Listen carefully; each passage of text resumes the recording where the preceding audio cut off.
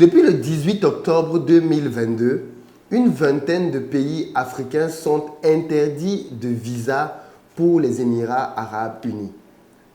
C'est une décision que je trouve extrêmement grave, choquante et pas loin d'être raciste d'ailleurs. Mais ce qui est encore plus choquant, comme on va le voir dans cette vidéo, c'est le silence de nos dirigeants qui laissent nos populations être traitées comme des moins que rien par n'importe qui. Et ça, clairement, il faut que ça change.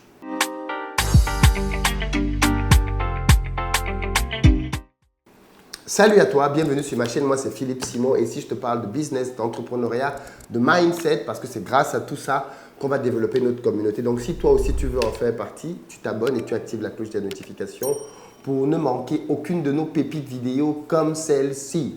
Partagez massivement les vidéos, les amis, pour qu'un plus grand nombre de personnes les écoutent, notamment des vidéos comme celle-ci qui ont besoin de faire changer le mindset des Africains parce que nous avons dans notre continent un mindset de soumission qui est juste inacceptable de nos jours. Alors, pour ceux d'entre vous qui viennent en Côte d'Ivoire, vous le savez peut-être déjà, j'ai une société de location de véhicules ici qui met à votre disposition différents types de voitures, des petites berlines, des SUV et même des pick-up pour tous vos besoins en Côte d'Ivoire. N'hésitez pas à nous contacter au numéro WhatsApp qui s'affiche et on se fera un plaisir de vous mettre à disposition ces véhicules avec ou alors sans chauffeur.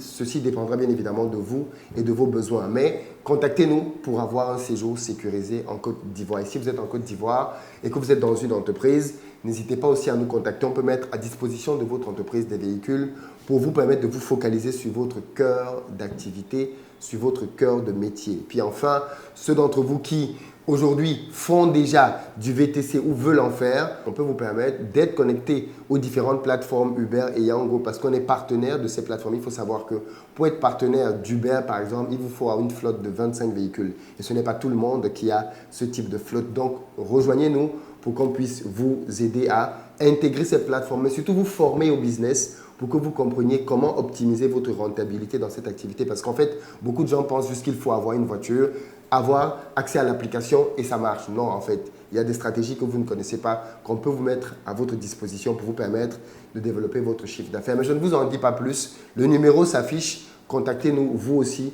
à cet effet. Aujourd'hui, je veux parler d'un sujet très choquant. Depuis le 18 octobre, une vingtaine de pays africains sont interdits de visa à Dubaï. On parle d'un visa de 30 jours, mais en fait, de quoi il est question? Je vais vous lire simplement les 20 pays concernés pour que vous voyez bien que ce n'est pas ici une histoire que de petits pays ou de pays francophones. Non, ça concerne tout le monde, y compris le grand Nigeria. Il faut savoir qu'en Afrique, le Nigeria, c'est comme l'Allemagne en Europe. C'est le boss. Et écoutez ce que les Émirats arabes unis disent.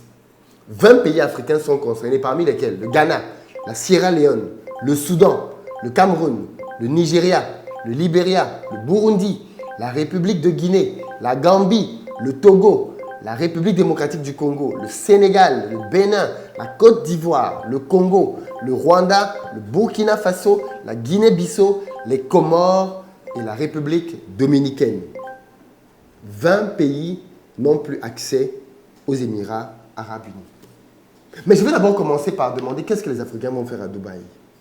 Peut-être que c'est d'abord ça. Parce que pour que les Émirats arabes unis se permettent de faire un commentaire, une note dans laquelle ils disent que les Africains n'ont plus le droit de venir chez eux, il faut d'abord qu'on se demande qu'est-ce que les Africains vont faire dans le désert. Parce que c'est de ça qu'il est question à Dubaï. Qu'est-ce que vous allez faire au désert? Je n'ai pas compris cette mode qui a apparu il y a quelques années, dans laquelle les gens prennent des vidéos et des photos avec des chameaux dans le désert et ils veulent nous faire croire que c'est fun. Non, c'est pas fun. Non, c'est pas fun. Vous ne pouvez pas me vendre le fait que être dans un désert où il fait chaud sur un chameau, c'est super, c'est swag, c'est cool. Non, non, non, non, c'est pas cool du tout, mon gars. C'est absolument pas cool. Il fait super chaud, le sable est brûlant, le chameau me met mal à l'aise. Parce qu'il porte ton gros poids sur le dos. Non, ça n'a rien d'excitant, ce genre d'aventure. Mais voilà le marketing on a brainwash les gens. Et maintenant, je vois des gens courir à Dubaï. Parce qu'en fait, les gens vont à Dubaï principalement pour deux choses. Les affaires. Pourquoi les affaires? Parce que ne l'oubliez pas, la Chine est fermée. La Chine est toujours fermée à cause du Covid. Donc aujourd'hui, c'est quasiment impossible d'accéder à la Chine. Dubaï est donc devenu un centre d'affaires dans lequel les hommes d'affaires et les femmes d'affaires vont pour notamment acheter du matériel, pour le ramener en Afrique. Les gens achètent des voitures, des équipements, beaucoup de choses à Dubaï pour rapatrier ça en Afrique. Donc oui, je vais comprendre que cette mesure peut pénaliser ces gens, mais reconnaissons-le. Les gens qui vont à Dubaï pour les affaires sont très peu nombreux. La plupart du temps, les gens qui vont à Dubaï vont pour du tourisme sexuel, du porte-à-porte, et puis pour faire des belles vidéos et des belles photos pour nous les envoyer ici. Des pays dans lesquels il fait tellement chaud que toute la journée tu la passes à la maison. Tu ne peux pas sortir, te promener dans la rue tellement il fait chaud. Tout est artificiel quasiment dans ces pays. Et on veut nous faire croire aujourd'hui que ce sont devenus des destinations de rêve à tel point qu'ils interdisent leur sol à 20 pays. 20 pays. Patate.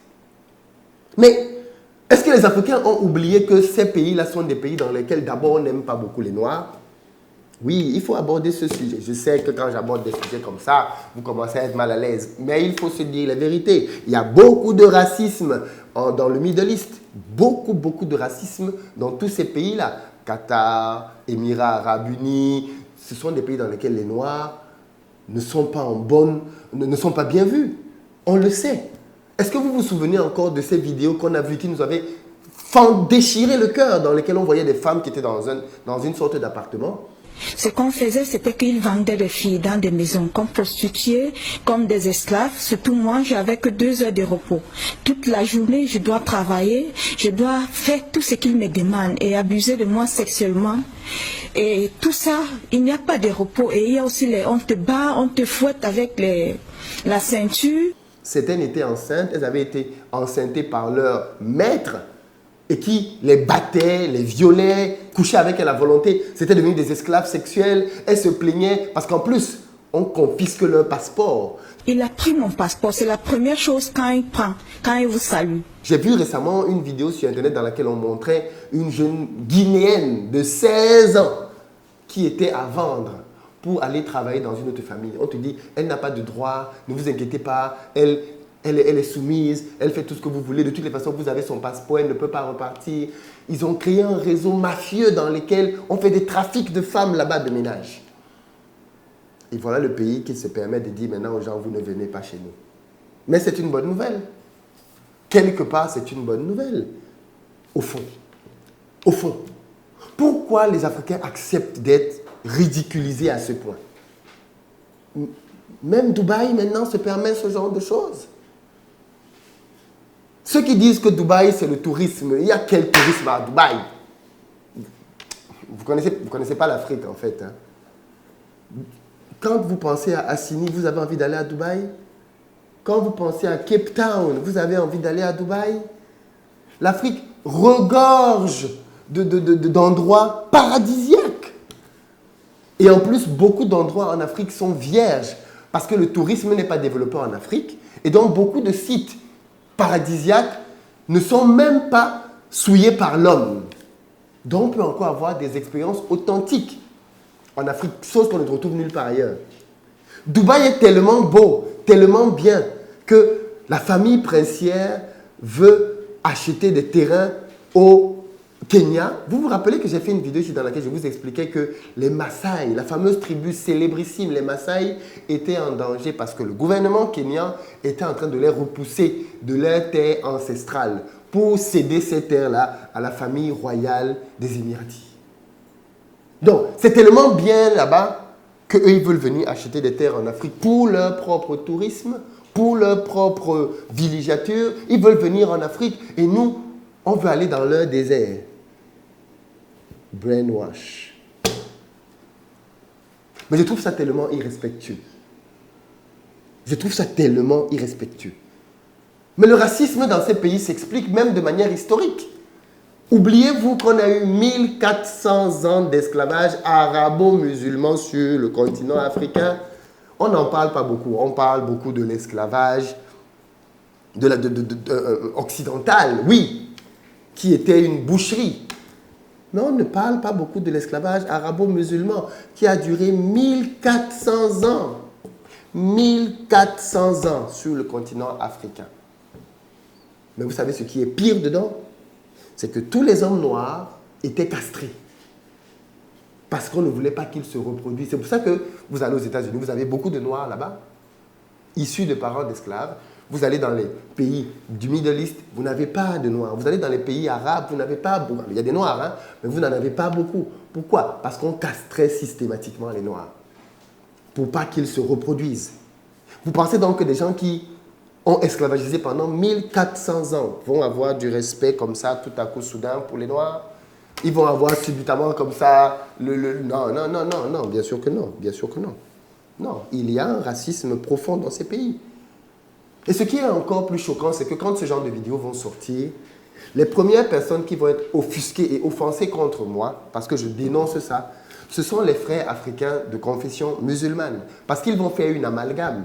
Ils vont considérer que je suis en train de critiquer des Arabes. Hier, quand j'ai parlé de ce sujet dans une émission en direct, Moussa Ba, un internaute, m'a interpellé en me disant « Philippe, est-ce que tu as un problème contre les Arabes ?» Et à l'arrière de son profil, il y avait une photo de la Mecque. J'ai compris d'où venait le problème. Voilà donc quelqu'un qui est africain, probablement sénégalais ou malien, qui est musulman et qui ne comprend pas que je puisse m'offusquer contre les Arabes, ses frères de confession religieuse musulmane. Je ne sais même pas quoi dire. Je ne sais même pas quoi dire quand on en arrive à ce niveau dans sa tête.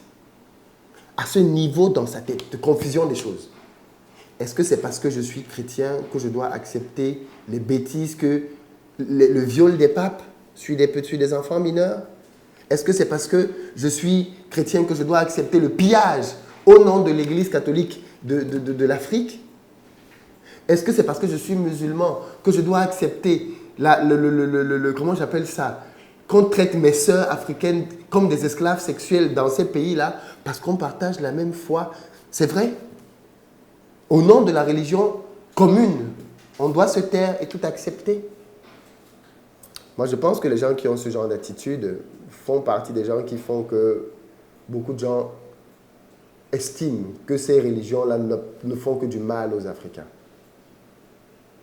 À cause de ce genre d'attitude. Il n'est bien évidemment pas question ici de parler de la religion. Déjà, la religion est personnelle. Vous croyez en ce que vous voulez. Kémites, chrétiens, musulmans, athées, vous croyez en ce que vous voulez.